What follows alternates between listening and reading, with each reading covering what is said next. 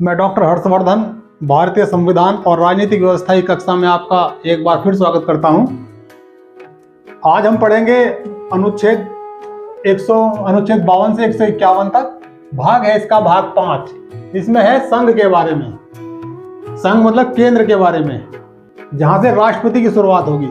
इससे पहले के जो हमारे भाग थे, जो हमने पढ़ा है 4 क, इसमें थे कर्तव्य, नागरिकों के कर्तव्य, मौलिक कर्तव्य मतलब जो नागरिकों को करने हैं। उससे पहले भाग 4 था। 4 कैसे पहले भाग 4 है, उसमें था राज्य के नीति निर्देशक तत्व। वो भी नागरिकों के लिए ही है कि नागरिकों को फायदा होगा उससे। और उससे पहले था मौलिक कर्तव्य, वो भी सब नागरिकों के ही थे। आज जो बात शुरू होगी, आज होगी राजनीति की बात शुरू होगी। मतलब यहाँ से संविधान शुरू होगा, वो राजनीतिक की बात शुरू करता है संविधान यहाँ से। तो इसमें अनुच्छेद 52 से 151 तक। इससे पहले अनुच्छेद 51 था और 51 क। अनुच्छेद 51 और 51 क 2 बार आया है। 51 में तो जो है वो भाग 4 का पार्ट है, राज्य के नीति निर्देशक तत्व, कि राज्य अंतरराष्ट्रीय संधियों को किस तरह से हल करेगा, अंतरराष्ट्रीय विवादों को किस तरह से निपटाएगा, शांति के साथ निपटाएगा। और 51 क्या था हमारा मौलिक कर्तव्य वाला, कि नागरिकों के कर्तव्य जो हैं 11 कर्तव्य अनुच्छेद 51 क्या में बताए गए हैं। आज हमारा आ गया है अनुच्छेद 52। 52 कहता है कि भारत का एक राष्ट्रपति होगा। सभी को पता है कि भारत में एक राष्ट्रपति है।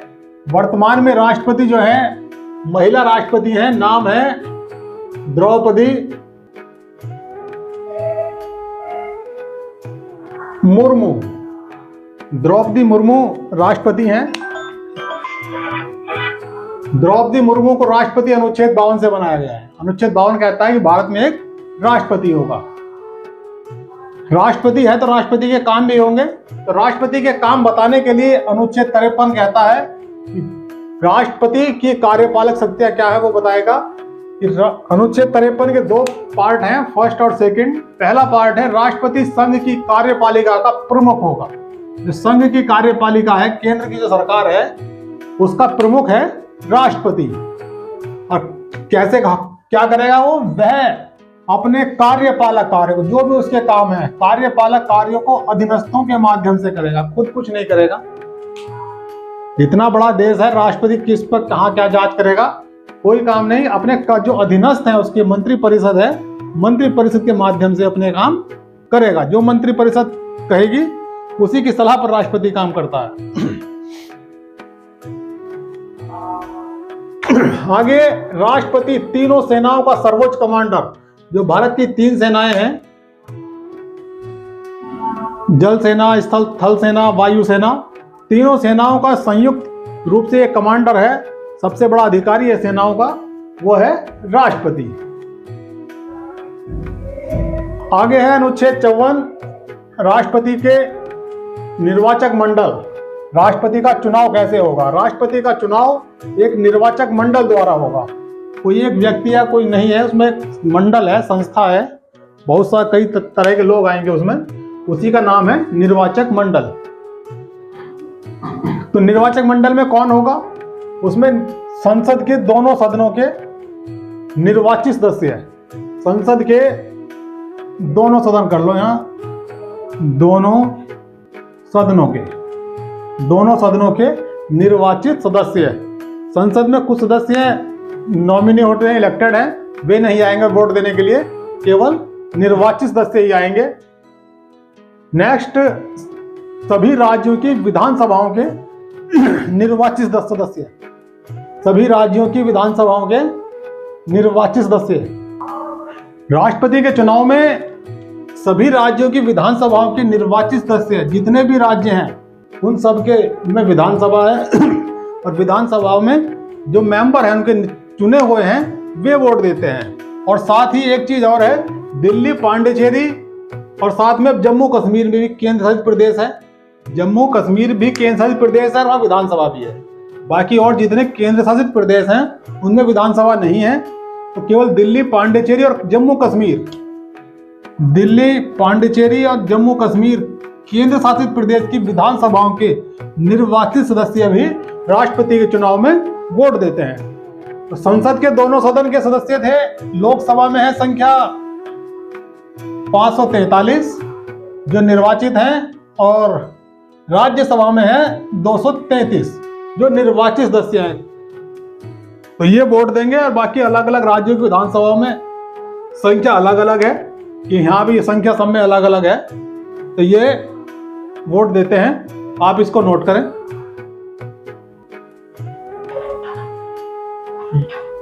राष्ट्रपति के निर्वाचन का तरीका, अनुच्छेद 55। सभी राज्यों की विधानसभाओं के सदस्य वोट देंगे, संसद के दोनों सदनों के निर्वाचित सदस्य वोट देंगे, पर उनका तरीका क्या होगा, उनके मत का मूल्य क्या होगा, इसके संबंध में संविधान में 2 सूत्र बताए गए हैं। वे सूत्र तो यहाँ है, पर उससे पहले राष्ट्रपति के चुनाव में एक ऐसी प्रक्रिया अपनाई जाती है कि निर्वाचक मंडल है उसके प्रत्येक सदस्य के मत का मूल्य जहां तक संभव हो सके उस सीमा में रहे जितनी में वह जनसंख्या का प्रतिनिधित्व करता है। अलग अलग राज्यों में के सदस्य अलग अलग जनसंख्या का प्रतिनिधित्व करते हैं, पर एक ऐसा तरीका अपनाया गया है कि हर एक सदस्य का मत का मूल्य वो रहे जितनी में वो जितने जनसंख्या का प्रतिनिधित्व करता है।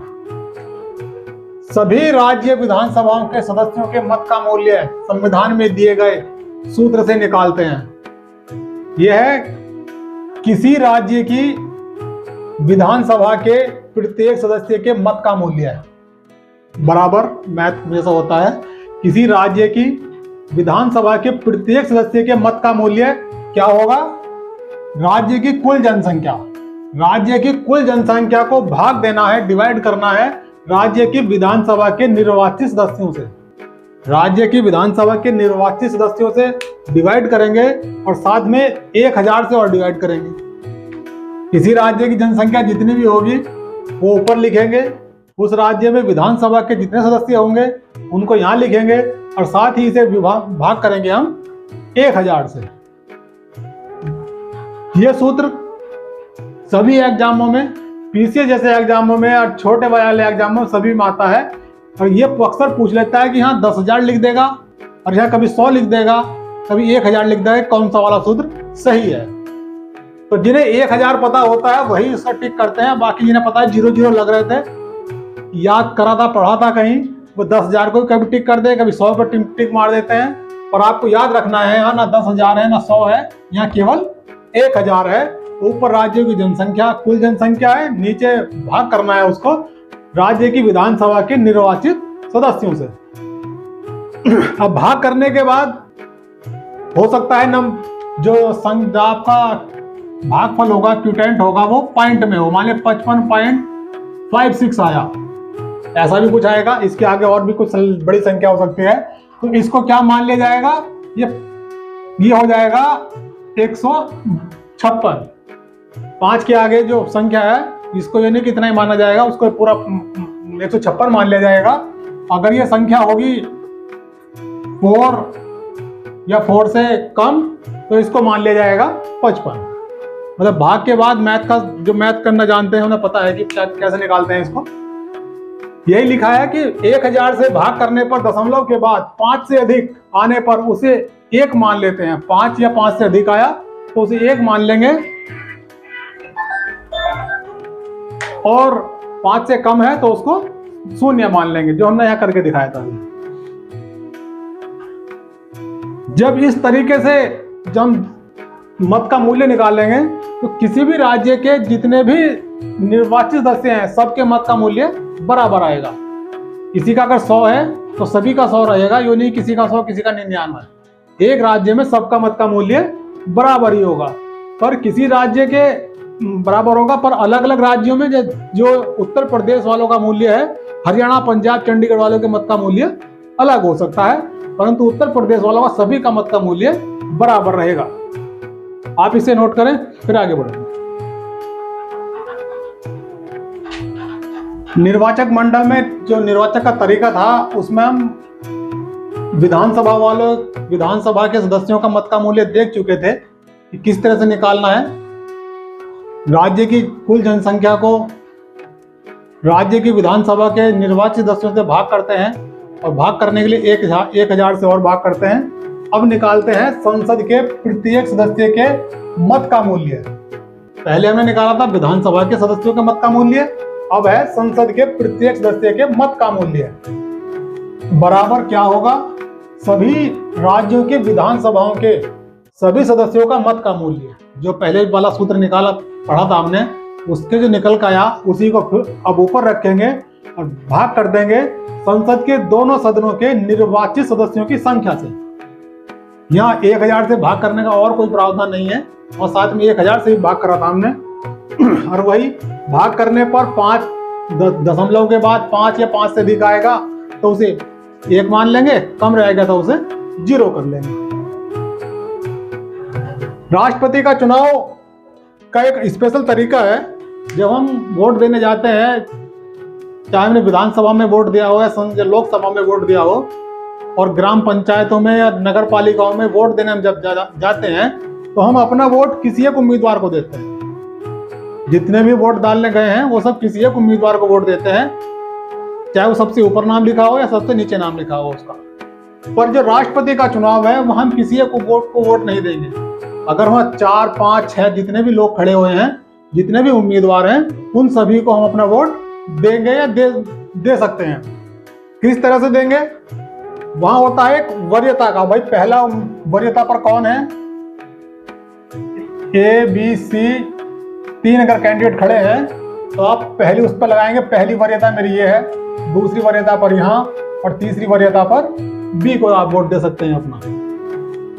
जब इनकी काउंटिंग होती है, काउंटिंग में आधे से ज्यादा वोट मिलना जरूरी है जीतने के लिए। काउंटिंग में जीतने के लिए पहले इसको देख लेते हैं।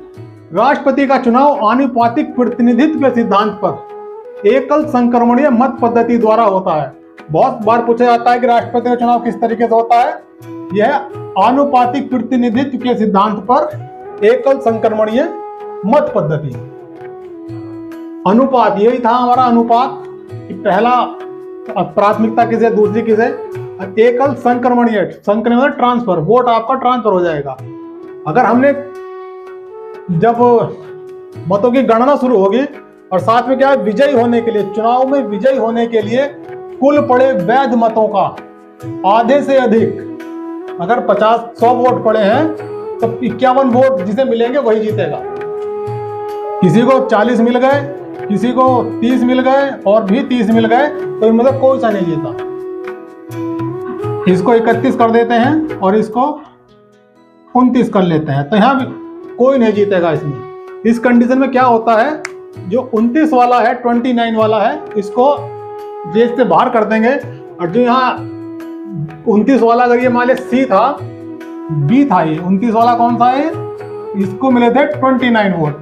तो जो 29 है वोट है, इनको दूसरों में ट्रांसफर कर देते हैं उसकी प्राथमिकता के अनुसार। इसको विस्तार से बाद में बताएंगे अभी।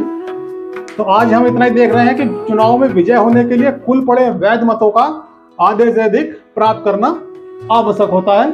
आज के लिए इतना ही, धन्यवाद।